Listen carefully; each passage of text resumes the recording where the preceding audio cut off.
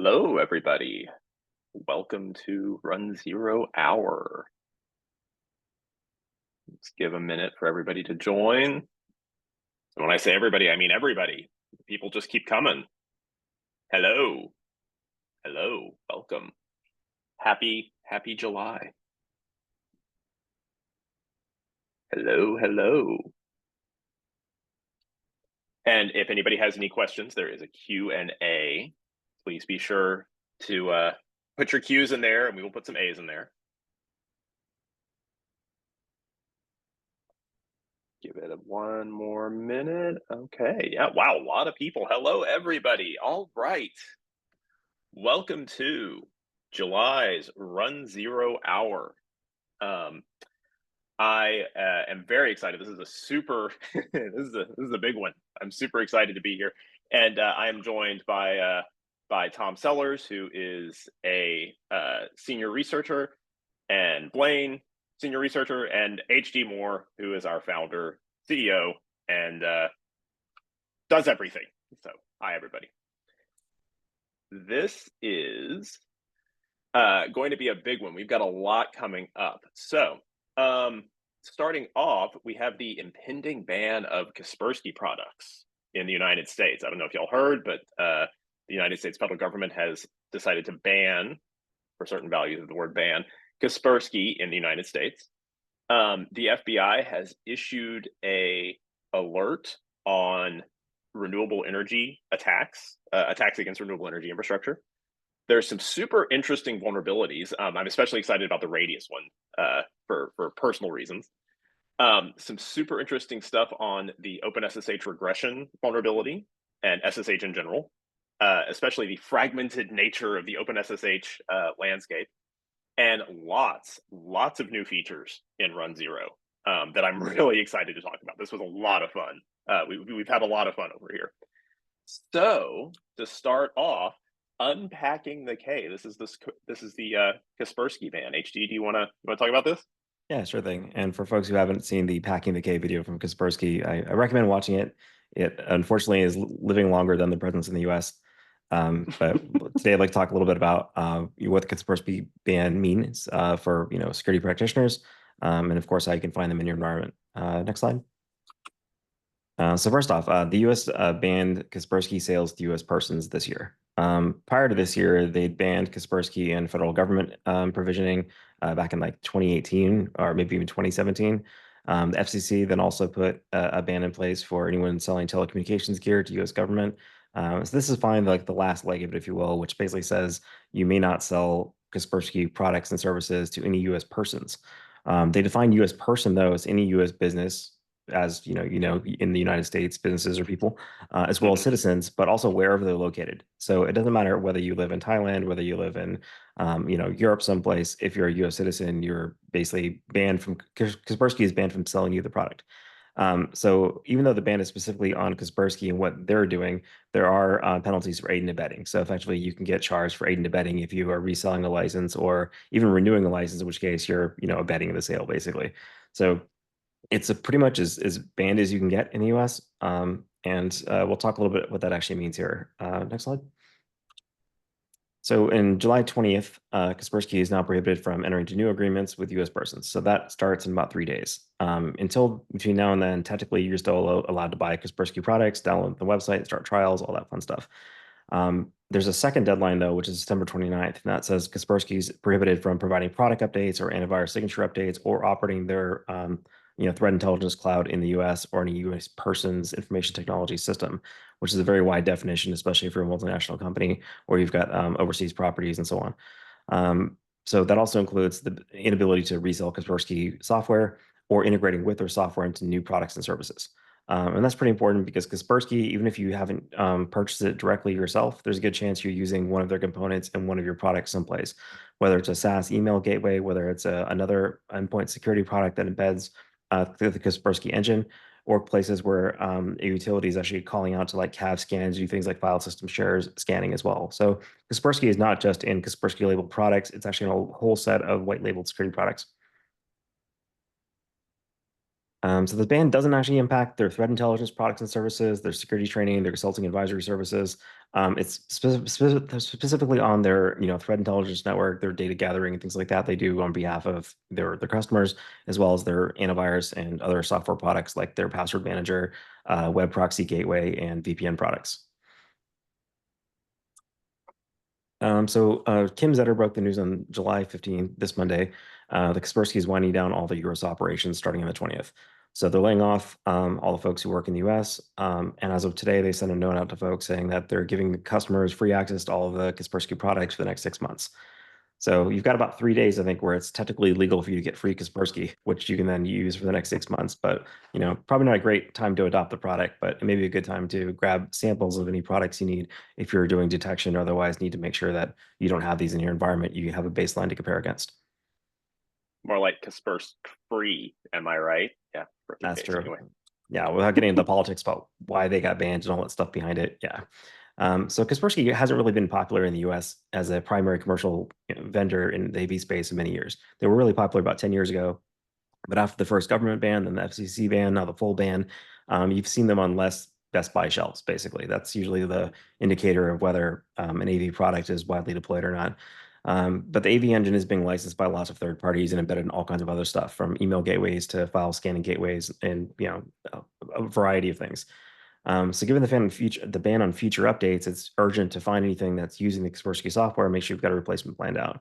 Could also be a scenario where you didn't realize that a vendor provided appliance or image includes Kaspersky's engine. The vendor may not even realize they have it yet. So trying to figure out where these things are in your environment is really tough.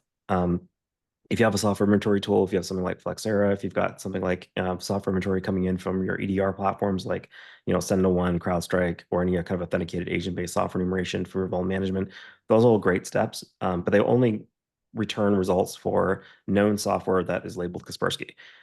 Finding all the other stuff that embeds engines is actually a lot trickier. And you can do some file system scanning for things like Flexera is a good example of where they actually scan your file system to find copies of it. But beyond that, the best bet that we know of is using the runZero engine to do remote unauthenticated scanning. We realized a while back that probably 4 or 5 years ago, when this started to bubble up, that you can detect Kaspersky products because they do a really strange thing when they register Windows COM controls in the OS system. There's a series of 3 or 4 different suffixes they use in the DCRPC UID that are all specific to Kaspersky products. And so if you see any UID, even if the beginning of that UID is randomized, if the last few bytes look like one of these very sets of parameters, then that back to like ASCII, KRP, KP something, KPRS, those are almost always indicate the presence of Kaspersky product. What's really cool about them is that it detects some of the licensing components. So it even covers products that are not AVs. The off-the-shelf stuff in runZero right now that you point and shoot will identify cases where Kaspersky is the antivirus, where it's embedded into another Windows product or installed in the same system. It'll also identify their VPN product and their password manager product, which is pretty neat. And you can see an example of that on the next page. So we make it pretty easy to search for. You can just search for edr.name Kaspersky, and any machine where 135 TCP was exposed and not otherwise filtered in some way will return whether or not Kaspersky products were found registered in the DCRPC-COM database of that system. HD, can you dive a little bit deeper? What when you say DCRPC COM database, what is that?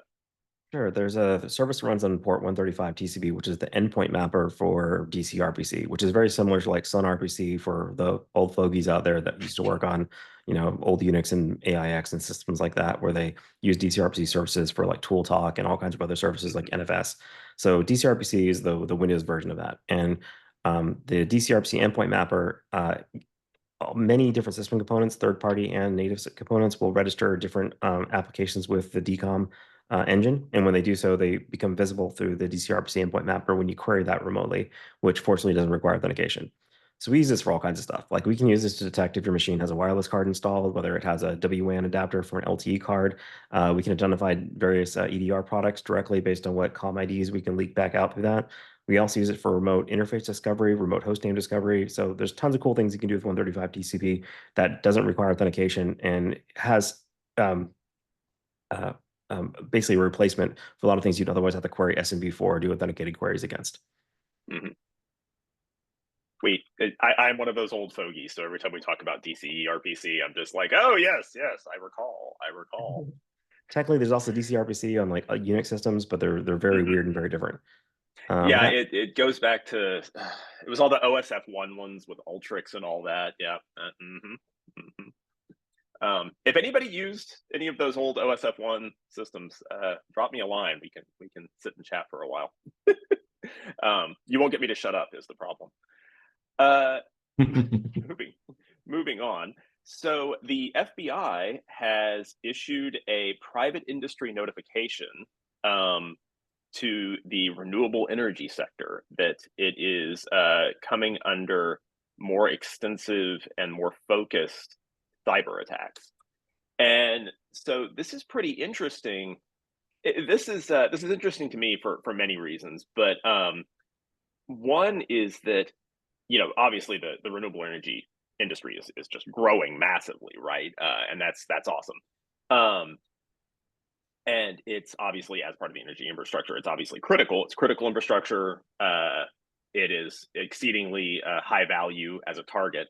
But what's so interesting to me about it, from a professional perspective, is that it's internet connected OT devices are becoming more and more common, and they're becoming more and more common from not just uh, an industrial side, but even as you get things like solar roofs and things like that, residential infrastructure, microgrids. These OT devices are now getting exposed to the public internet. They're going across just consumer grade internet connections. They're not isolated. It's really really interesting. And so the FBI has specifically warned that these systems are coming under um, more focused attack. And so you definitely need to be aware of what's going on in your OT environment. And your OT environment is now also just your IT environment and your regular environment. It's the whole thing. Um, and so I would recommend checking out this PIN, this private industry notification from the FBI. It's got some really interesting and useful advice on how to secure these things, what to look out for. I provided an interesting example. In 2019, there was a multi-state energy company that lost visibility into, I want to say it was 500 megawatts of generation, something like that, Yep. due to OT software potentially vulnerabilities. They're not disclosing exactly whether it was a focused attack or not, but the implication seems to be that there was something going on there that was a bit nefarious. And I personally like it when my lights are on, so I'm glad that this is starting to get the focus that it needs, and also because I've been heads down in OT protocols for the past year and a half of my life, which I love. Hey, Rob, can you step back real quick? Yeah. Oh, sure. So what's interesting about this particular this notice is that when you look at the notice on its surface, it's not very groundbreaking. It's not very world shaking. It's not, oh my God, the world's on fire. It's more sedate. And it talks about risks and it provides one example, and it's sort of a general awareness thing. And sort of the thing I took away from it was they just sort of wanted to raise awareness about these particular concerns, given the growth of the industry. And they wanted to raise awareness about the ability to partner with the FBI to say, hey, we're here. And that if you're in this industry and you're not already involved with the FBI, like, here's how you talk to us about incidents. Here's how you communicate with us about particular things that you may be concerned about or the FBI may be concerned about. And it doesn't just include like specifically information about attacks on the OT and IT side, but also about physical trespass and other physical risks that are related to it. So it's sort of this high-level document that spent most of its time on basic security controls, basic passwords and MFA and limit RDP to VPNs. It's stuff that a lot of these folks should be doing. But the two things that I kind of wanted to talk about related to this particular issue was that it sort of highlights a situation where you've got a level of growth in an industry or a technology that outpaces controls, where there's a lot of money being funneled in, there's a lot of support for this at state and federal levels that's causing, say, the footprint of new technologies to be deployed. And the controls may not keep up with that, whether it's technology or it's policies and procedures, it's maybe the maturity of the company that's just now getting an industry. So like the growth is outpacing controls. And so that gap can present an opportunity for attackers to leverage the immaturity of controls or processes or whatever else, or their relationships to cause an impact on something that's critical infrastructure, and therefore have a little extra leverage than they normally would, because as you said, you like to keep your lights on. And if a ransomware operator is impacting the operations, whether it's denial of service or ransomware, if they're impacting operations, there's an extra onus on a power company to keep the lights on. Like if they drop power to hospitals or to government agencies or to the military, like there's an extra level of pressure there that might cause them to have to either pay up or do something they wouldn't always do. So there's that extra lever and pressure. And the second thing I wanted to bring up is that there's some concerns from some folks inside and outside the industry about the country of origin for some of this equipment, some of the hardware and firmware. So a lot of this is Chinese based. And there's obviously concerns there. The federal government has prohibited certain vendors in the past from other participate in other verticals in critical infrastructure, folks like Huawei. And so there are reasons for that, and those reasons may also apply for the vendors in these spaces. But I don't think they have yet called any of these out or placed them on certain lists, but it's something to be cognizant of. And the guidance is often, hey, keep your firmware and your software up to date. Well, if that firmware and software is coming from folks who may be in that class of potentially prohibited individuals or organizations in the future, it's just something to factor in when selecting where you're buying your hardware, or what your risk model is, what your threat model is for that particular infrastructure. So it's just something to keep in mind there. And that these two things aren't necessarily, or were not included in this guidance, but it's things that this guidance and conversation sort of brings to mind whenever you look at it. A lot of Kaspersky OT solar equipment out there. It's more of that all the equipment is mostly made in China, and China doesn't just manufacture the equipment. They also manage the backend systems to provide updates, monitoring, et cetera. So you have a large portion of all renewable energy monitoring going out of the country effectively. And you can't really do much about that besides replacing the controllers, and good luck doing that in equipment that you're sourcing from China. Yep. So there's also a data loss concern there, or a data exfil. Yeah, and on the residential side, their pen actually called out risks to residential infrastructure in the form of potentially getting into the inverters and causing them to misbehave in a way that could result in not just an outage, but potentially fires or other things, because you're causing the battery and charging systems to misbehave in a way that could have a kinetic impact. So and that's not just nation state actors, that's a variety of malicious actors that have various motivations, whether it's financial or just chaos or whatever. So yeah, that's I'm glad to see that this is getting the attention it deserves. And speaking of all of these vulnerabilities, we are moving on to vulnerability highlights. There was this was an interesting month. I see lots of, we have the blast radius one. That's the one that I'm most excited about, just for, like I said, for personal reasons. But yeah, how do we feel about the vulnerabilities disclosed this month? Yeah, we'll leave the interesting blast radius one for last. But yeah, now that you brought up the OT stuff, first on the list here is the Siemens semantic S7 one, which is like a smart PLC that is allowed to get you could basically send like a bunch of packets to it, because you could predict the ID sequence numbers and create a denial of service scenario. And we know that how sensitive these OT systems are.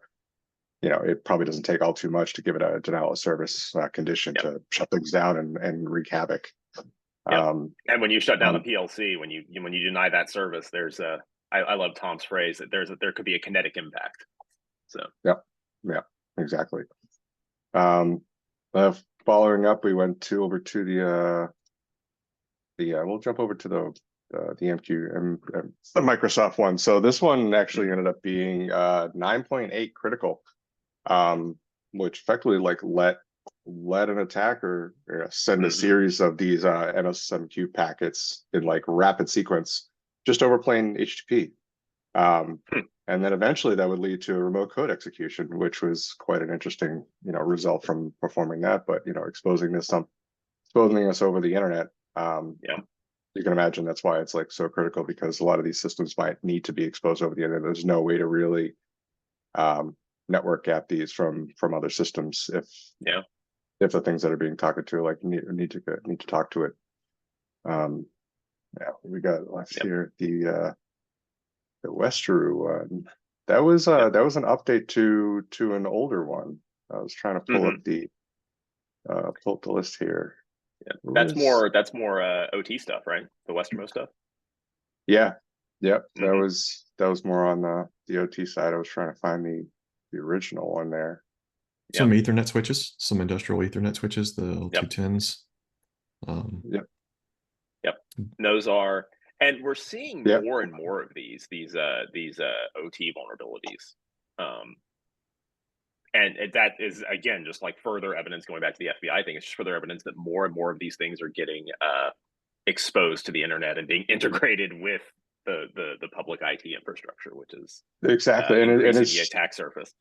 And it's very easy to like do this now, like with all the tools that we have. It's just it's trivial to start connecting this stuff to the wider internet. But you know, a lot of the tools to prevent this, as Tom said earlier about you know, keeping up with protections on there, like that's the cost trade-off there. Like you really can't put much more, you know, compute time on these devices, because they can't be doing that stuff all the time. Like they have critical things that they need to do. They can't constantly be you know, checking auth and checking packets and doing all of the stuff on the PLCs and the controllers like that. That's why most of the time when we're reading these CVEs, like the first thing is like, just disconnect it from the internet for now. Like just don't stop connecting it to the outside world.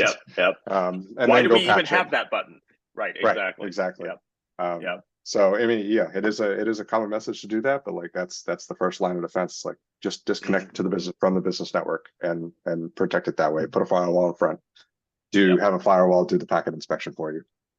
I think you know, Blaine, I think, touched on it earlier about some of these being older or referencing older vulnerabilities. We're seeing a lot of these come out of CISA, a lot of industrial alerts. And my perception is, or my take on what I'm seeing from them is that basically there's this backlog of older CVEs where folks have identified vulnerabilities, and CISA is trying to raise awareness about some of them. Over this year, we've seen vulnerabilities that CISA has raised awareness of that weren't just from 2024, but they were 2023 and some 2022. So it looks like that, you know, there's this pool of known issues that they're trying to raise awareness of and get some action on. But I also feel like there's greater scrutiny in the space. So things that you would have expected to have heard about in the past, like a lot of these over the last couple of months have been plain text credentials. Essentially, if you can sniff the wire, the stuff's flying by, the creds are flying by in plain text. And there are things you would have expected to have been found earlier if this level of, you know, the current level of attention had been applied.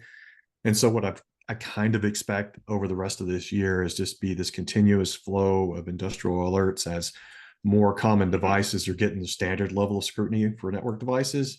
And you start to see some of these, what in other spaces would be considered, you know, very basic failures to protect a device from denial of service or authentication attacks, that in the industrial space really might not have gotten the same level of scrutiny before, because they might have been on protected networks or should have been on protected networks or whatever. And so I just think we'll continue to see this stream of notices for these type of devices going forward.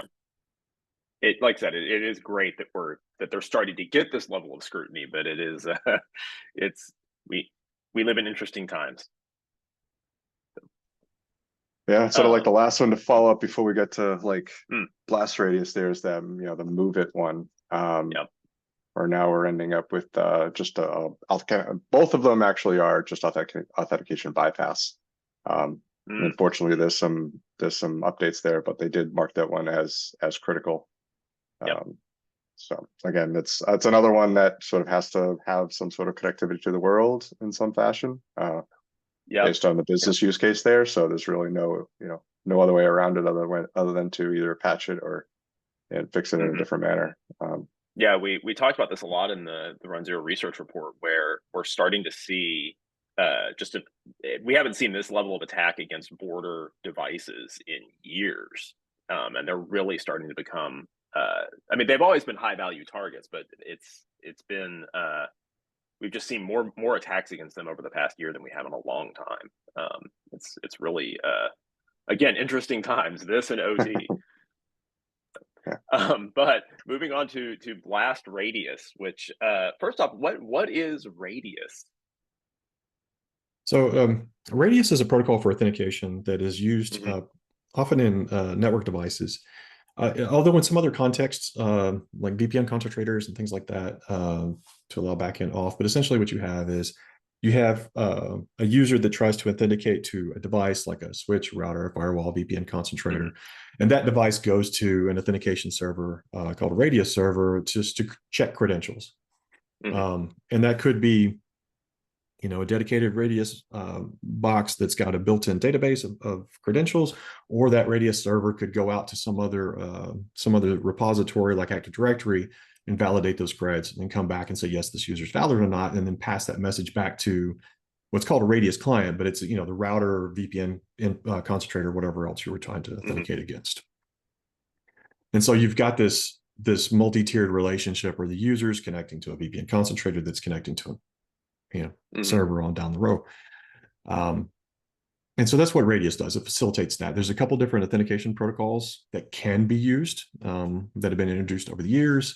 Some of those are impacted by this particular vulnerability. Others, such as EPSS, are not. But the sort of the crux of this particular issue is that if an attacker can get in between that radius client and the server it's authenticating against, you know, if it can get between the VPN concentrator and the radius server and both intercept packets, block those packets, and then forge new packets, then that attacker can leverage some new advancements with MD5 hash collision to fake some fake some authentication messages. Essentially, the radius client says, hey, here's the authentication attempt, and he sends that to the server. The attacker gets in the middle of that, captures that packet, carefully crafts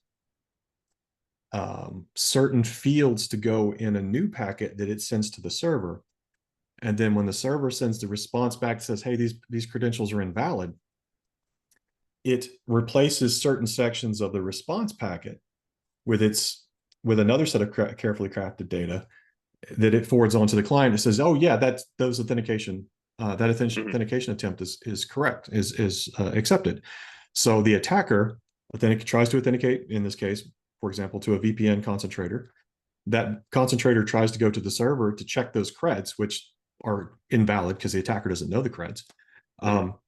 In their position in the middle of the network between these two, between the VPN concentrator and the radius server, they finagle the data, and then they successfully spoof a response back from the server that is valid. You know, it passes signature checks to tell that VPN concentrator, yeah, whatever it is they just gave you, that's accurate. It's cool. Let them in. That obscures a whole lot of math. It obscures that example just elides over a whole lot of math, a whole lot of very carefully crafted blobs of data that are going in various fields, and new it really simplifies things. The researchers who did this put in a lot of work and found ways to improve the speed of MD5 collisions, which has been a thing for 20 years, but they found a way to take it from like hours down to minutes. And minutes in this case is actually allowable for many radius configurations, because their timeouts for some of these requests can now be in minutes. So that they've shortened their window to a time period that is actually usable for these type of attacks. So when you combine that with the fact that the radius protocol allows sort of arbitrary fields that they can stuff data into, they can do things like what's called a chosen prefix attack to stuff in carefully crafted data into a portion of the conversation that then goes to the server. And then when the server responds, they can replace those fields with other crafted data, and then the signatures match. So it's again, this is highly oversimplified, but it's really interesting research. Now, is it going to impact most companies? It really depends.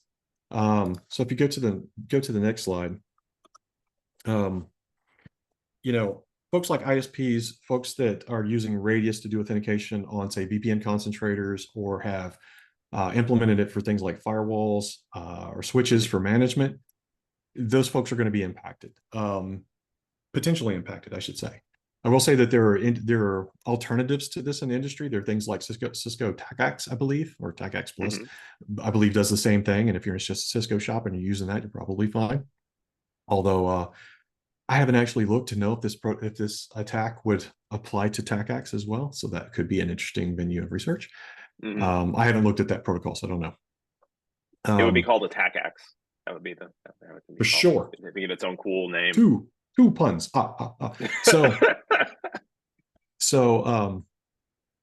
Yeah. So like, should you care? It really depends. The average end user, not really going to impact you. Some corporations will. But typically those implementations are sort of limited unless you have a large number of network devices are using Radius, or you're like an ISP and you're using the routers. So like if you are impacted, what should you do? Well, there are certain authentication methods such as EAP that requires this message authenticator header field that uses an HMAC MD5 signature over the whole packet, and HMACs aren't susceptible to this attack. They're not as susceptible to the collision technique that they're using here, and to length extension attacks that MD5 is vulnerable to. And so by requiring this field to be present, EAP sort of mitigates all of this. So if you're using EAP, cool, you're good. If whatever your authentication mechanism is also leverages something like TLS to encrypt the entire conversation, then the attacker in the middle, the meddler in the middle sort of scenario doesn't really apply, because then they can't see and meddle with the packets. So you're good there. And another thing that they can potentially do, in addition to using EAP, I've already mentioned TLS helps here. I want to say that not all the TLS implementations are fully baked. I think there's some efforts to improve the standardization of some of those. There are patches for most common, as I understand it, most common Radius servers that do things such as allow you to require that message authenticator field that I mentioned earlier to be on more authentication types. So like the authentication type that they abused was over UDP. It wasn't EAP. It was CHAP or PAP. And so with these upgrades, you should be able to require that for these mechanisms, for these authentication mechanisms. So you can now prevent or detect that type of meddling. And the recommendation, their guidance here seems to be like, update your server first. And then once you have your server your server updated to the new versions, then start rolling the updates out to your clients, like your switches, your VPN concentrators, and things like that. And then sort of the last thing thrown on here is network isolation of Radius traffic. Management traffic in general should probably be isolated to dedicated networks that are hardened, that have limited access, that don't route out.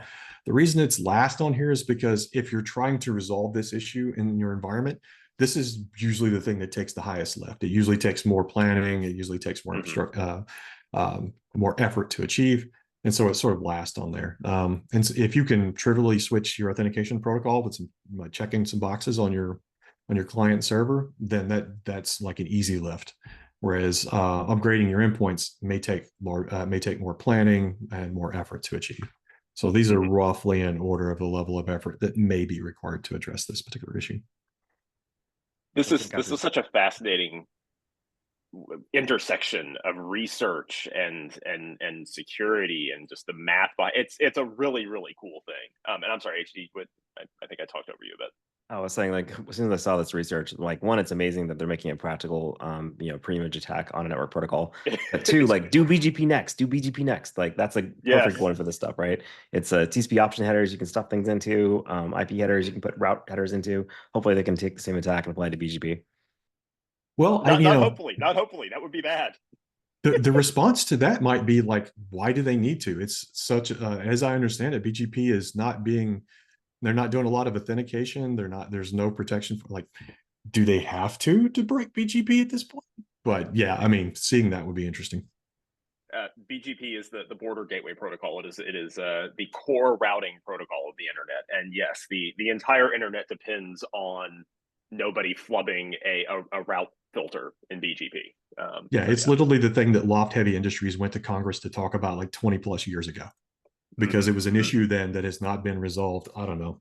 What time is it now? Yeah, I just set up a BGP auth for using MD5 just like last year. So it's still a thing people use for, I mean, if you look at Google's current docs for peering, still says use MD5 for it. And it's not even HMAC MD5, it's just straight up MD5 in the headers. What's wild about the BGP model though is like in the case of like Radius, MD5 is part of the message itself, part of the application layer. In BGP, the MD5 hash is actually part of a TCP option and on like the TCP IP headers themselves, which is super bizarre. Like Netcat can't talk to it basically. You have to do a custom TCP option to authenticate with BGP. Yeah, it wasn't like the BGP problem, like one of the underlying issues that Facebook had with like a couple of years ago, and they could like they broadcast the wrong routes, and that ended up trickling down to problems with the text getting into the actual data centers with their like scan cards, because everything was being keyed off Facebook.com, and they couldn't figure out what Facebook.com was. So that was a fun thing. I think I heard somebody got an axe and had to like chop their way in through the data center to get inside. Yeah, over the years there have been several accidental route injections and accidental route injections. We've had what was it? Was it Yahoo that accidentally they were supposed to? I think it was there was a country in the Middle East somewhere. It was Pakistan. I think it was Pakistan. Yeah. Yeah, there was down Yahoo or somebody there. Yeah, or YouTube. Yeah, they were required to basically block it, and so whenever they tried to block it, they accidentally injected a route for all of YouTube that basically forwarded the traffic over or sent it to a null interface or something like that. So they were routing all the traffic.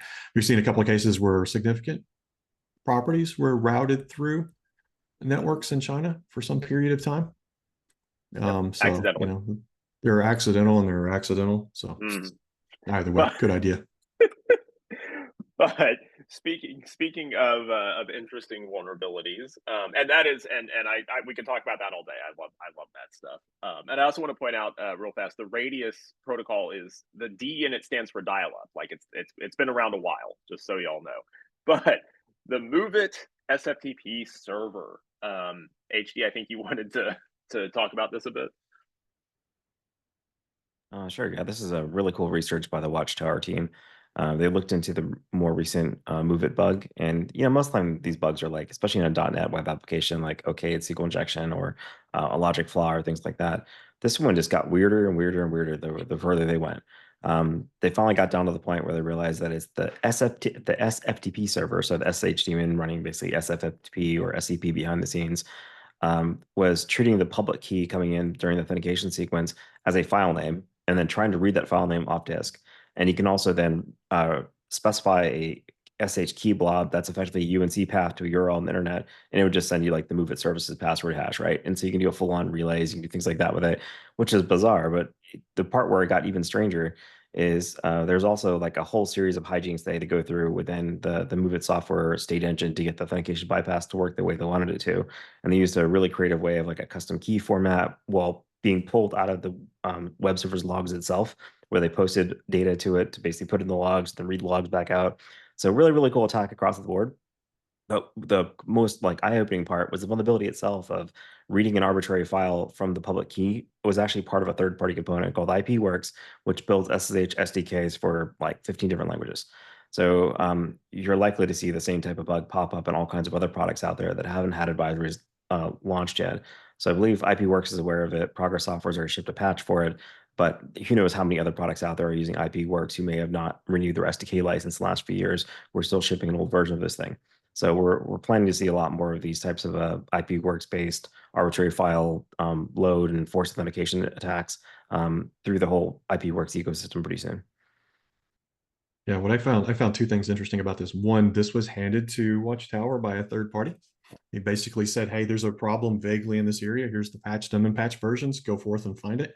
And this was them reverse, like working through that. But this was known by someone else. This is, this wasn't, a one person found the thing. This is reproduced and found by some unknown party.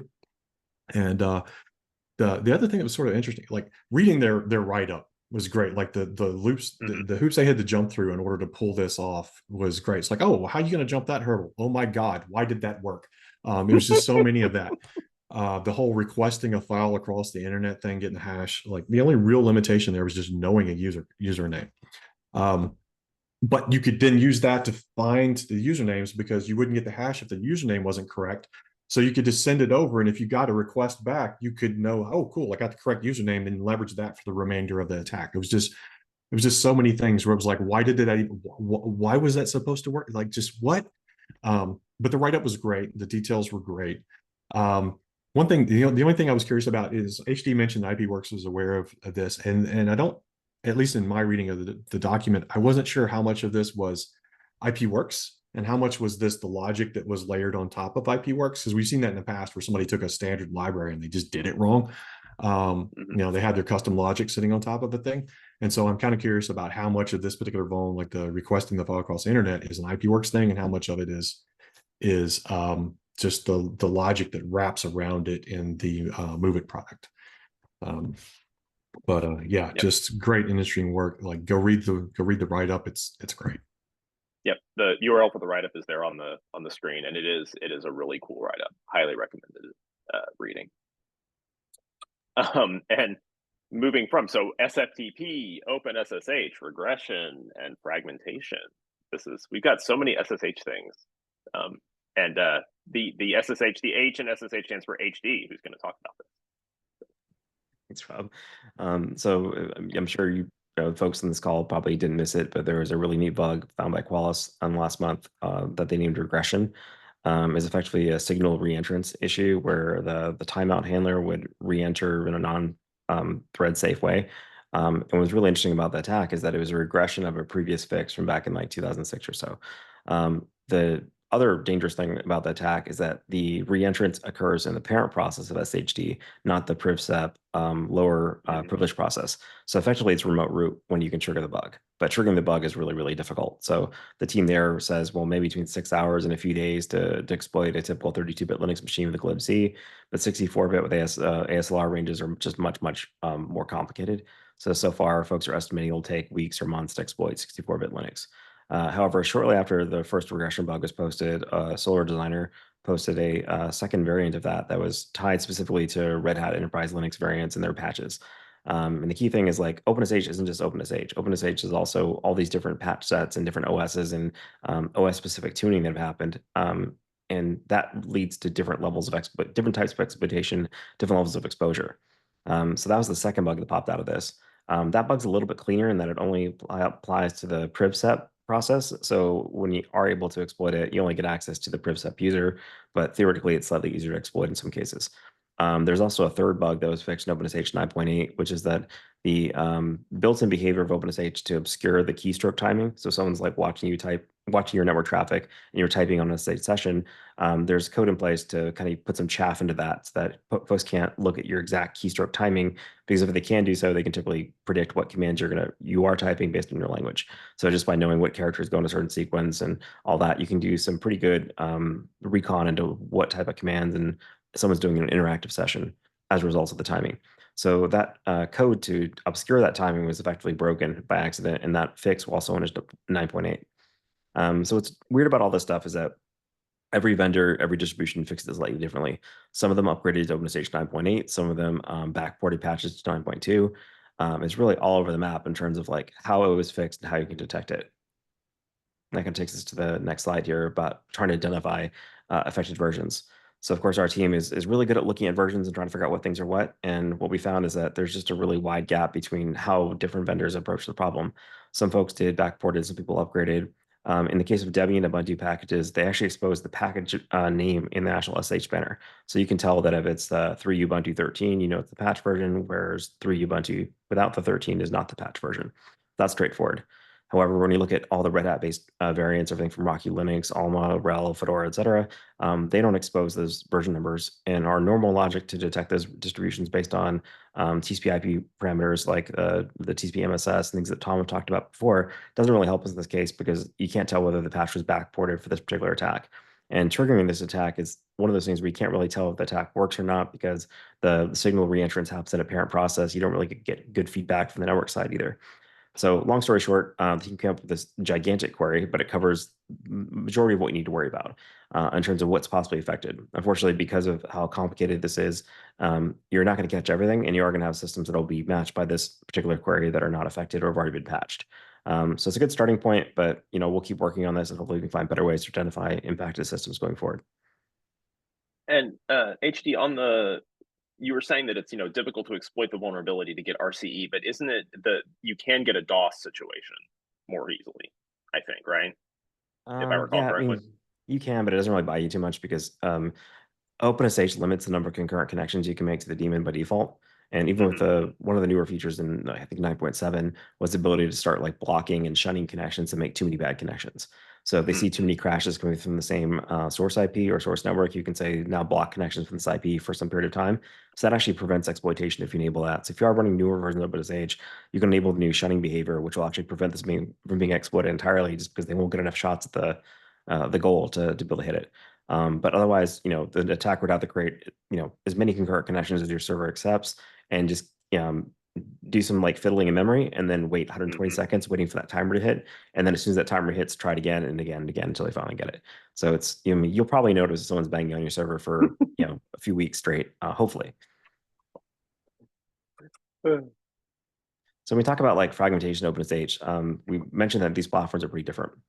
OpenSSH originally came out, well, if you want to go all the way back in time, SSH was created and it was amazing. And everyone thought this is the best thing since sliced bread. It was released as freeware. That got forked into OSSH. OSSH then got forked into OpenSSH as part of the OpenBSD project. So many folks were relying on the OpenBSD SSH code that they said, let's just go ahead and make it a portable version of that. So OpenSSH portable is really what a lot of folks mean when they mean OpenSSH. That's a version of OpenSSH that has all the OpenBSD specific code has been stubbed out and replaced with compile time definitions that will work on a broader set of operating systems, as opposed to all the crazy stuff OpenSSH does, like pledge calls and things like that. So when you start looking at OpenSSH portable for Linux, it gets even weirder because Fedora, RHEL, Ubuntu, Debian, Arch, they all have their own separate set of patches. This is one of the reasons why the XE utils backdoor was also narrowly targeted on RHEL and Debian, because there's only those two platforms that linked into systemd, and systemd brought in the libxz dependency. So if you had a boring version of OpenSSH portable, it wouldn't have been impacted by the XE backdoor either, because it wouldn't have linked to libxz at all because it was missing the systemd patch. So Fedora and RHEL have like 60 plus patches as part of the kit. I think Debian is like 36 right now for 9.2 P1. Ubuntu's got a fairly similar number, if not the exact same number. When you start getting to the other variants like OpenSSH, it's like 375 files were changed. So it's kind of rude to even call it OpenSSH anymore. It's so far removed from where OpenSSH started that calling it OpenSSH is kind of like an insult to the people who wrote OpenSSH. And there's lots of fun bugs that got introduced, not just things like this where it's exploitable in different scenarios, but there's actually net new vulnerabilities introduced through these forks. So we're going to be talking about one of those bugs in OpenSSH for Windows at our Black Hat talk coming up. But we do want to talk a little bit about what the landscape looks like. Next slide. So there's a separate variant of SSH out there called PKIX-SSH. It was forked from OpenSSH in the 2000s, around 2002, and it shares a lot of the same code. And even over the years, they've kind of kept it not quite in sync with OpenSSH. Like when OpenSSH portable does one thing, they do a slightly different thing and call it with a different function, but it mostly mirrors the same intent. They're really trying to implement the same functionality. The big difference between PKIX and boring OpenSSH is PKIX supports like FIPS mode, X509 certificates, things like that. So it has like a much more X509 and FIPS focus than the baseline. So PKIX-SSH was affected by regression, but only in cases where it's using glibc. And as you can see in this table of devices that Tom pulled here, like there's a huge number of different networking equipment and other types of devices that are using PKIX, but it's not clear how many of these devices are based on a glibc system. So it's really unclear how many of these are exploitable, how many are not right now, and it's just going to take a long time to shake out. I would say I would worry about these more than otherwise, because a lot of these are 32-bit systems. So these are systems with very minimum ASLR. Some of them may not have ASLR enabled at all, and they may be like 32-bit Linux. So there's a good chance some of these network devices could be more exploitable than your standard OpenSSH stock portable on 32-bit Linux as a result. Tom, do you have any thoughts on there you want to share? No, I would say that some of our there are a lot of vendors that are still actively researching their footprint to determine if they're vulnerable or not. You see firewall vendors like Palo Alto, Fortinet that are issuing guidance. Cisco's got a long list of devices that some of them are still in flux, are still doing research, and then others where they're asserting that they will have a patch, and in some cases they're asserting they will have that patch by 2025. So like the time frames are a little different. But just keep in mind, as you mentioned, like there may be some pockets in your networking equipment that you need to go like actively monitor for vendor advisories, particularly over time. And just assume that if it is impacted, as you said, it may not have the same number of controls that say your Linux server does. Thanks. And this is kind of just a quick table of like how different is OpenSSH by platform. So part of our DEF CON and Black Hat talk work, we've gone through and diffed all the different bases of OpenSSH versus the variants that came out of them. Mac OS is actually one of the lightest ones. Surprisingly enough, there's 54 files have been changed, but it's almost all around like audit support, keychain login support, a little bit around their secret key plugin stuff for doing web authentication. But it's probably the least scary patch that I saw was the macOS one, which is great to hear. So I was very comfortable continuing to use macOS version of OpenSSH. I feel like it's been wrong the least, basically. Whereas if you look at like the Debian, Ubuntu, and Red Hat ones, it's a pretty hefty set of patches. And those patches, not necessarily anything wrong with them, but it's they often have a lot more attack surface because they're linking to other daemons, other services of the libraries that the baseline SSH doesn't. When we start looking at a PKIX, it's a massive change set. It's like 280 files, something like that. And while most of the intent of the changes are the same, we did find places in the PKIX source code where a change for like if equal was happened in the OpenSSH side, it became a change of if not equal on the PKIX side. It just seemed like a typo. So there's lots of like little tiny differences like that we're still looking into to see whether do they actually expose a security problem or not. But being able to diff all these has been a lot of fun. Windows, of course, is the biggest one. Over 370 files are different. They removed all sorts of stuff out of it because Windows doesn't support fork. Every time that OpenSSH would normally fork like a priv set, it has to actually spawn a subprocess instead. And so all the IPC is a little bit different.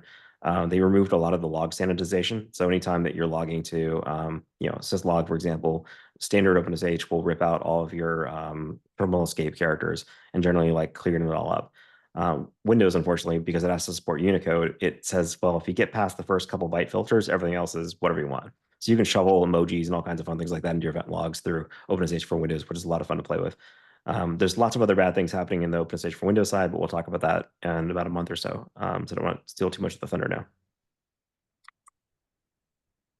And with that, it is super exciting.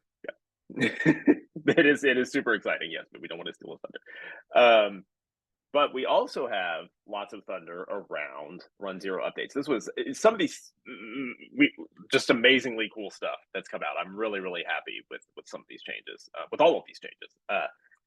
First off is we now integrate with the CISA and the VulnCheck known exploited vulnerabilities lists. And so these are these KEV lists, and these are vulnerabilities that if a vulnerability appears on this list, then it's known to be exploited in the wild, hence known exploited vulnerability.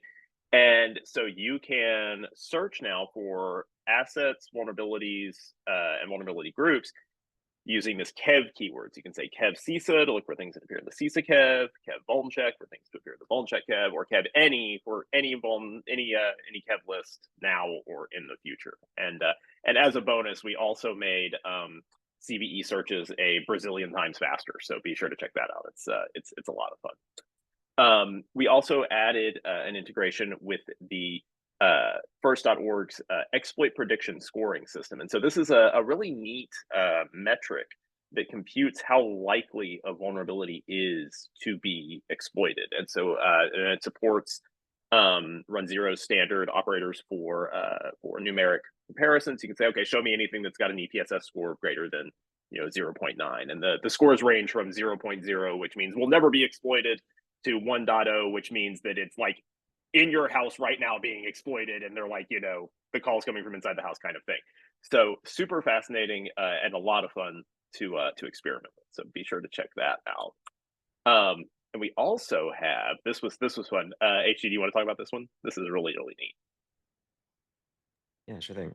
So one thing that a lot of folks often do in runZero is that show me every version between these two ranges, like bigger than this version, smaller than that version. The problem is the version numbers are insane. They're all kinds of random strings. You get like ABCD, EFG, -5, beta 19, whatever, right? So you get these version numbers that are really hard to compare numerically. Fortunately, the backend that we use, Postgres, has a way to do natural language collation.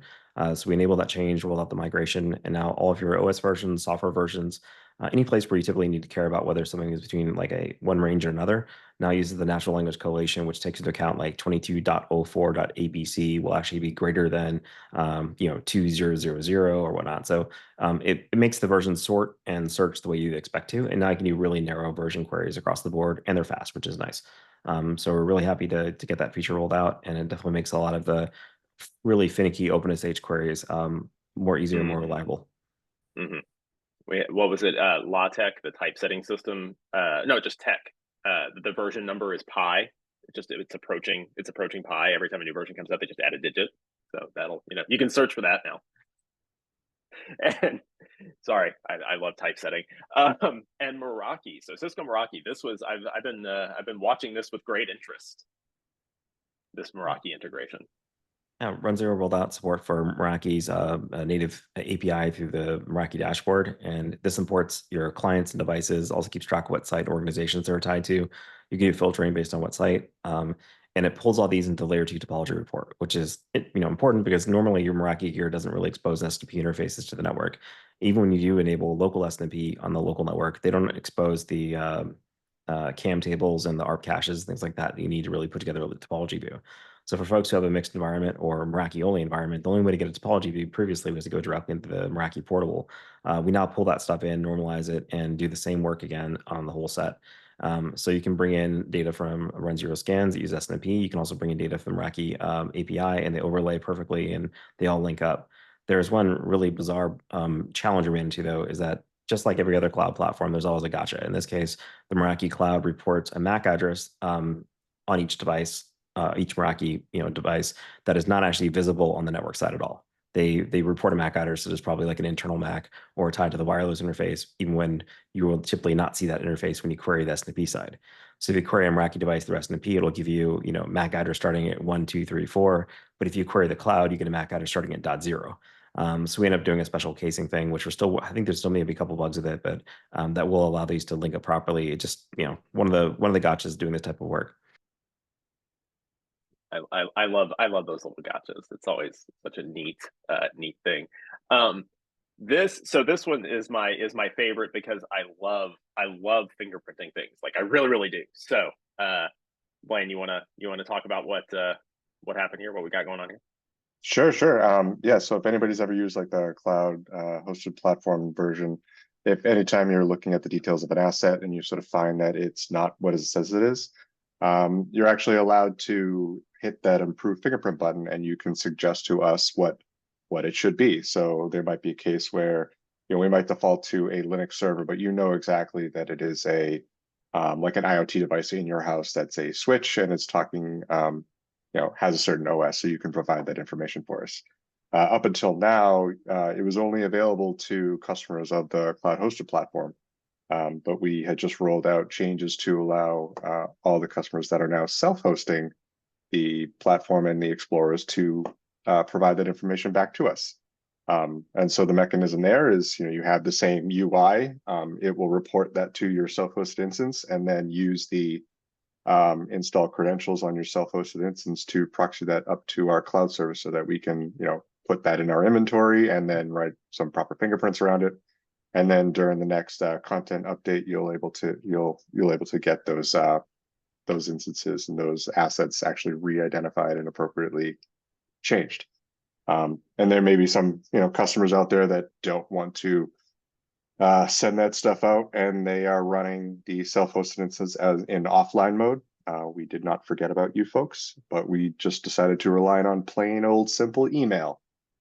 So instead of this view, you'll actually get just get a button that says, if you want to turn this on, you can run it live, but instead just send us an email to support@runZero. And then if you hit the button, it'll just pop up a standard mail to link with some nice pre-filled out, subject body and 2 address fields to just sort of like fill in the blank for us, just to at least get us the information that you want us to try and address. But at least we're pulling more of those customers into our umbrella of fingerprinting, so we can help improve, as we move forward. I love it. I love writing fingerprints, and that's not sarcasm. I really do. So submit fingerprint improvements. I look at them. It's the first thing I do every morning. I love it. Please submit it. I want to, we have the best fingerprinting in the world, and I want to make sure it continues to stay awesome. So please send that. And then if you're not tired of hearing me talk, or you want to hear HD talk more, which is I think the more likely case, we're going to be at Black Hat and DEF CON, HD. Yeah, should be fun. We've got 2 slightly different decks, one that's more focused on offense, one that's more about the research side and defense mitigations, but we'll love seeing DEF CON and Black Hat if you're there. Yep. And that's in Las Vegas. It's going to be, I don't remember exactly what day. I don't think it's been decided what day of Black Hat we're speaking. I think it's the 9th for DEF CON. Yeah, 7th for Black Hat and 9th for DEF CON. Okay, 7th for Black Hat, 9th for DEF CON, Las Vegas, August.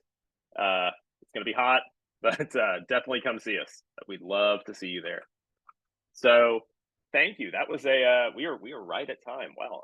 Thank y'all for coming. That was a super interesting time. I really hope everybody enjoyed it. Be sure to join us next month for the next runZero hour. It will be just as interesting, if not more. And be sure to come see us in August at Black Hat and DEF CON. Thank you, everybody. Thanks, everyone. Thanks, guys. See you, folks.